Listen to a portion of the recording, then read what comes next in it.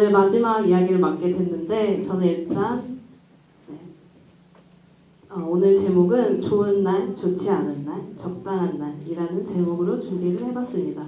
아마 아시는 분들도 계실 텐데 어떤 드라마에 나왔던 대사를 조금 응용해서 써봤어요. 어떤 얘기일지 조금 상상을 해보시면서 한번 들어봐 주시면 좋을 것 같습니다. 저는 원래 인천에서 정말 평범하게 살고 있었어요. 평범하게 화목한 오순도순한 가정, 평범한 정도의 그런 정도의 삶을 살고 있는데 갑자기 초등학교 1학년 때 들어가자마자 얼마 안 돼서 엄마 아빠가 그러시는 거예요. 우리가 시골로 내려가서 살게 됐대요. 그때는 어렸으니까 물론 아무것도 몰랐죠. 하지만 이날 이후로 제 인생이 거의 180도 바뀌지 않았나 생각을 합니다. 충청북도에 증평이라는 데가 있어요. 정말 작은 5만 명 정도 사는 곳인데 저희는 거기서도 더 시골 진짜 논밭밖에 없는 마을에서 할머니 할아버지 댁에 얹혀서 살게 됐었어요. 저희는 그 후로 계속 가난했어요. 엄마 아빠가 빚이 많았는데 그 악순환이 끊어지지 않았고 빚쟁이들한테 전화가 정말 매일 오는 거예요. 엄마 누구누구 어딨냐, 아빠 누구누구 어딨냐. 정말 언니랑 저랑 둘 다 초등학생이었거든요. 근데 너무 무섭고 거의 전화 트라우마 같은 게 생기는 거예요.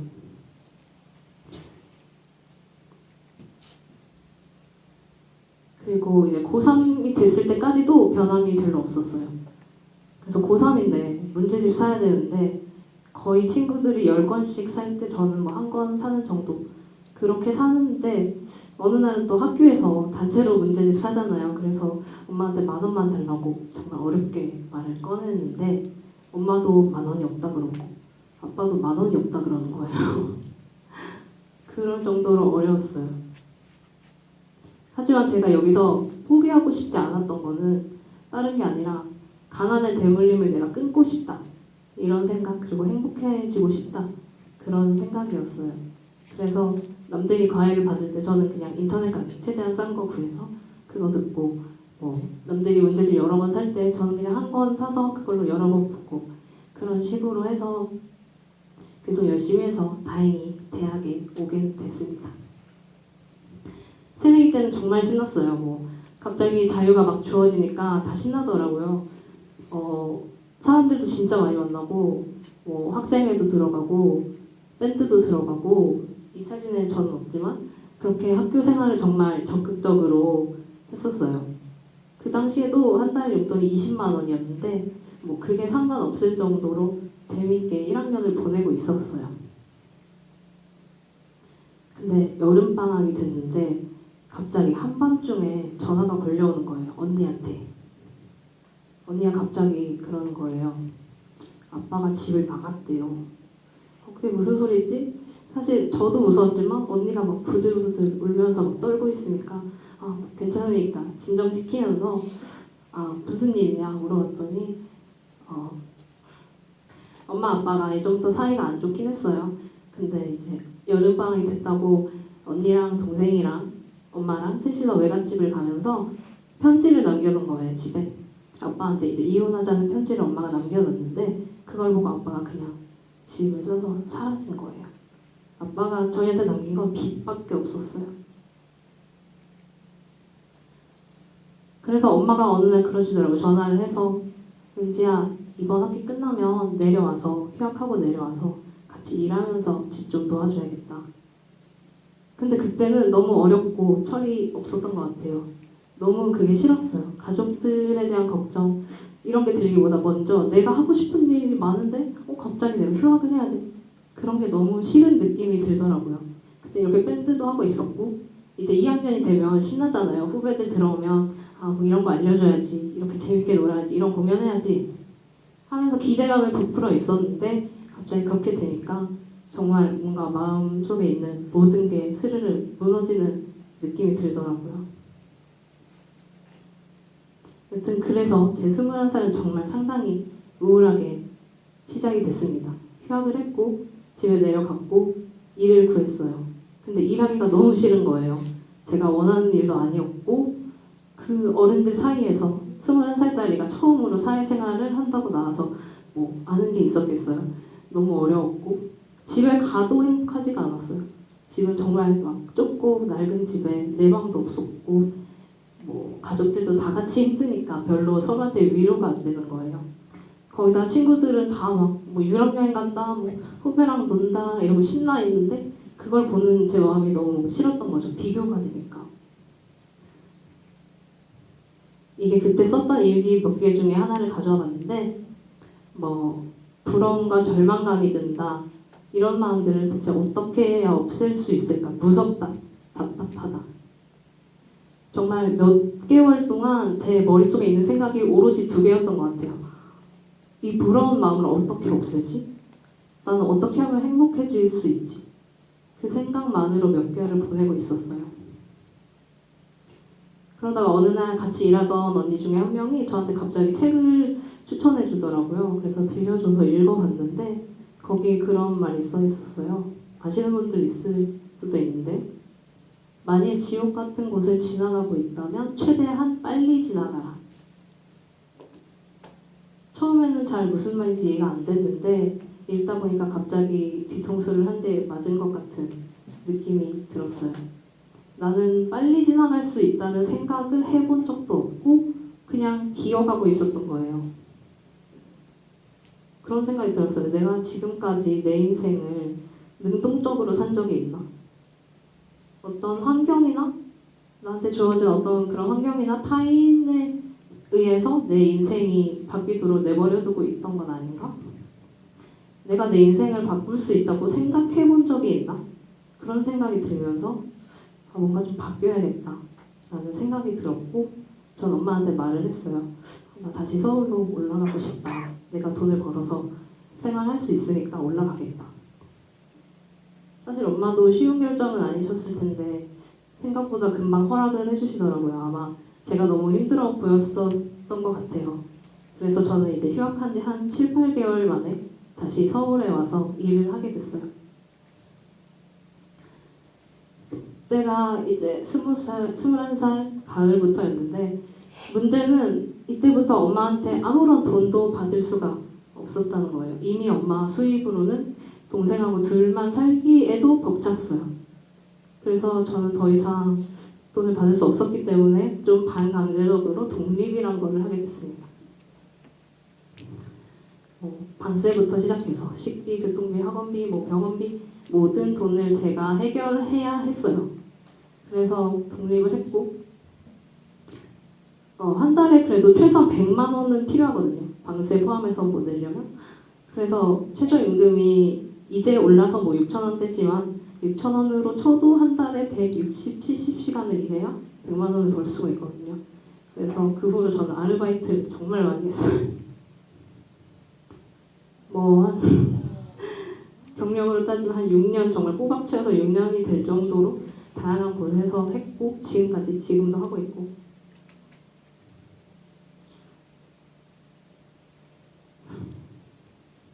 근데 그때도 독학하기 전까지 5달 정도가 있었어요. 서울에 다시 와서 그때도 어떤 식으로 일을 했냐면 아침 10시에부터 가서 5시까지 출판사에서 일하고 이제 끝나면 바로 밥을 대충 때우면서 이동해서 다시 어떤 학원에서 인터넷 강의를 촬영하는 일을 해서 밤늦게까지 하고 집에 가고 그런 식으로 5개월을 보냈고요. 그때 처음으로 뭔가 아무도 나를 도와줄 수 없다는 생각이 드니까 진짜 이렇게 새하얗게 텅 빈 세상에 나 혼자 서 있는 기분 그런 느낌이 들었어요. 압박감이 정말 심했거든요. 잠도 잘 못 자고. 근데 어느 날 그런 생각이 들더라고요. 좀 흔한 말이지만 벼랑 끝에 서면 내 날개가 있다는 걸 알게 된다는 말이 있잖아요. 그 말처럼 처음에는 그 독립을 했다는 게 너무 책임감의 무게만 느껴지고 너무 힘들었는데 어느 날 생각해 보니까 내가 나 혼자 나를 책임질 수 있다는 것 그만큼 선택의 자유가 있다는 게 아닐까? 친구들은 부모님이 이렇게 하래. 부모님이 이건 안 된대. 부모님한테 손 벌리면 미안하니까 나 이거 안 할래. 이런 게 조금 많았는데 저는 그런 게 없어졌으니까 나는 이제 내 인생을 내가 알아서 잘 꾸려봐야겠다. 그런 생각을 하게 됐어요. 거기부터 조금씩 우울했던 제가 변화했던 것 같아요. 그리고 이제 22살이 돼서 학교에서 근로장학생을 하고 동시에 그걸로 부족하니까 동시에 주말에 이태원에 있는 한 라운지 바에서 고등학교 친구 소개를 받아서 일을 하게 됐습니다. 근데 정말 힘든 사람한테 누가 선물을 주듯이 여기서 너무너무 좋은 사람들을 만난 거예요. 이분들이 정말 일에 관해서 프로시면서 성격 너무 좋으시고 다들 너무 친하고 그래서 저한테도 물론 잘해주셨고 그러다 보니까 긍정적인 영향을 많이 받고 저 처음에는 이제 폐를 끼치지 않으려고 여기서 열심히 공부를 했는데 일하려면 좀 칵테일 같은 거에 대한 지식을 알아야 되니까 그거에 대해서 조금씩 공부를 하다가 또 재밌더라고요. 그래서 아예 본격적으로 공부를 해서 자격증을 딸 정도로 이 일이 재미가 있었어요. 그래서 바텐더가 진짜 돼볼까 진지하게 그런 고민을 할 정도에 이르렀어요. 근데 그때 거기서 그런 생각이 드는 거예요. 내가 지금까지는 아르바이트라는 게 너무 싫고 하긴 해야 돼서 하지만 시간 낭비 같고 그랬어요. 근데 좀 긍정적으로 생각해보자. 어차피 해야 되니까 내가 얻어갈 수 있는 걸 최대한 얻어가자라고 생각해서 그걸 반대로 뒤집어서 생각해봤을 때 아, 내가 남들은 안 가진 어떤 기회를 가진 건 아닐까? 나는 다양한 직업을 체험해볼 수 있는 기회를 받은 게 아닐까라는 생각을 하면서 좀 더 긍정적으로 일을 하기 시작했고 그러면서 또 얻은 게 있었어요. 이건 제 사진인데 할로윈 때랑 분장을 하고 있었던 사진이고요. 먼저 첫 번째로 여기서 일하면서 고생하는 걸 즐기는 사람이 됐어요. 왜 그랬냐면 고생을 실제로 해보니까 같이 고생하는 사람들하고 끈끈한 정이 너무 깊어지고 그거 외에도 고생하면서 얻는 게 너무 많은 거예요. 그래서 재밌다. 고생하면 좋은 점이 많구나. 이걸 몸으로 깨달으면서 그 후로는 일을 하든 봉사활동을 하든 뭐야 조금 고생하는 쪽을 일부러 찾아다니기 시작했어요. 내가 성장할 거라는 걸 알았으니까. 그리고 어느 날 그런 생각이 들더라고요. 아, 나는 가진 게 없으니까 반대로 잃을 것도 없네. 그러면서 갑자기 용기가 생기는 거예요. 그래서 이제 어떤 상황이나 그런 걸로 인해서 내가 하고 싶은 걸 포기하지 않을 거야 라는 용기가 생겼고 또 시간에 대한 강박도 없어졌어요. 어차피 늦었으니까 괜찮아. 그러면서 이제 진짜로 내가 좋아하는 일에 포커싱을 맞추자 그렇게 생각하게 됐죠. 그리고 제일 컸던 깨달음이 모두의 인생이 다를 뿐이라는 사실이었어요. 제가 다양한 사람들을 만나고 다양한 일을 해보면서 다양한 인생이 있다는 걸 알게 되고 나니까 그 21살 때 제가 그렇게 고민했던 사람들한테 대한 그 부러운 마음 그게 여기서 없어지더라고요. 장점만 있는 인생이 없었어요. 제가 다양한 인생을 봤을 때 뭐 누가 맞고 틀린 것도 아니었고 그런 걸 알게 되니까 내 인생을 있는 그대로 받아들이게 되더라고요. 그래서 저는 새로운 꿈을 키우게 됩니다.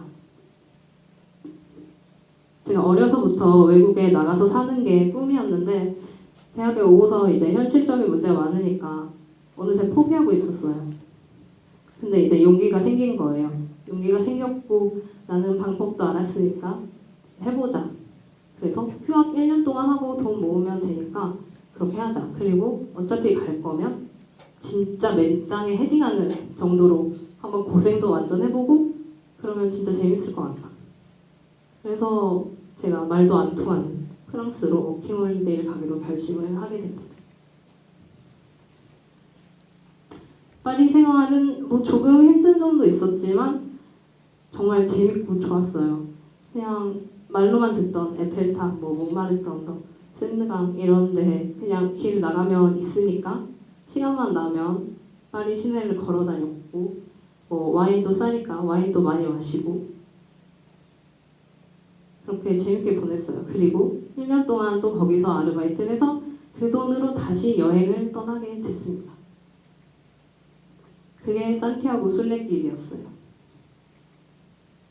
아시는 분들이 계실지는 모르겠는데 이게 어떤 거냐면 저쪽에 오른쪽에 프랑스랑 스페인의 국경 쪽에 마을이 있는데 거기서 시작해서 이쪽 스페인 제일 서쪽에 있는 데까지 800km를 걷는 건데 이게 서울에서 부산까지가 한 400km거든요. 그러니까 그거의 2배 동안을 걸었다고 생각하시면 되는데 저는 한 35일 동안 하루에 20에서 30km를 걸었어요. 사실 거기 갔던 건 별다른 이유가 아니라 제가 파리에서 일은 했지만 뭐 일을 하고 좀 흥청망청 쓰다 보니까 돈을 많이는 못 모아서 조금 적은 돈으로 오랫동안 여행해보고 싶다 해서 찾다가 찾게 된 곳이었거든요. 근데 이곳이 너무 아름다웠어요. 이 사진은 제가 다 찍은 건데 거기 가면 이렇게 숲, 들, 산 정말 대자연이 펼쳐져 있는데 너무너무 아름답고 스페인 마을들을 막 지나가요. 중세시대 그대로 보존된 그런 마을들, 시골 마을들 지나가는데 너무너무 예쁘고 근데 사실 그 예쁜 거랑 별개로 걷는 건 정말 힘들었어요. 이게 첫날인데 여자는 보통 7, 8kg까지만 가방을 싸라고 조언을 하거든요. 그 이상은 못한다. 근데 제가 짐을 아무리 싸고 빼봐도 12kg에서 안 내려가는 거예요. 그래서 괜찮겠지 뭐 하고 출발을 했어요. 근데 이곳이 첫날 코스가 제일 힘들거든요. 27km를 쭉 가야 되고 피레네 산맥이라고 엄청 높은 산맥을 넘어가야 돼요. 그래서 진짜 힘들어서 정말 출발하자마자 오르막 나오니까 한 10m에 한 번씩 계속 멈췄어요. 못 가겠어서. 그 정도로 힘들었는데 어쩔 수 없으니까 숙소 가려면 가야 되니까 9시간 걸어서 도착을 했거든요. 도착해서 보니까 어깨뼈 다 막 부어있고 물집 이미 다 생겨있고 난리도 아니었어요. 정말로. 근데 제가 그 첫날을 딱 넘고 나서 보니까 가방에 필요 없는 게 갑자기 보이기 시작하는 거예요. 저는 제가 제 가방에 있는 짐을 못 빼는 건 줄 알았는데 생각해보니까 제 머릿속에 있는 뭔가를 계속 빼지 못하고 있던 거더라고요. 아프면 어떡하지? 이상한 데로 가면 어떡하지? 그런 온갖 잡생각들, 걱정들 그런 게 있어서 제 가방이 무거웠던 거예요. 근데 걸어보니까 그런 걱정들이 하나씩 사라지기 시작했고 아프면 좀 쉬어가면 되지. 옷이 더러워지면 빨면 되지. 그런 생각들을 바뀌어가면서 제 머릿속도 조금씩 가벼워졌던 것 같아요. 마지막까지도 정말 계속 힘들었지만 길을 잃은 날도 있었고 산속에서 인터넷도 안 되는데 그래서 헤맨 날도 있고 너무너무 아파서 길 가다가 진짜 운 적도 있고 ATM이나 숙소 같은 데가 예상했던 데서 안 나와서 하루에 40km 가까이 걸었던 날도 있었어요. 근데 희한하게도 그날들이 너무 저는 좋더라고요. 오히려 기억에 더 남는 것도 그런 날들이었어요. 왜냐면 40km를 걸었을 때 내가 예상했던 것보다 시간이 많이 초과됐을 때 가다 보니까 이런 너무 멋진 풍경이 있던 거예요. 그리고 길을 잃거나 길을 잃었을 때는 이제 새로운 길 그런 데를 발견하면서 모험 같은 느낌도 들면서 재밌었고 너무 아팠을 때는 주변에 도와주는 사람이 너무 많이 나타났어요. 그래서 그 날들이 너무 아름답고 좋았던 것 같아요. 그리고 깨달은 게 결국 이 길이 그냥 인생의 축소판 같은 느낌이 들더라고요. 그래서 내가 앞으로 살아갈 때도 지금 이 길을 걷는 것처럼 살아가면 되겠구나. 그런 생각이 들었어요.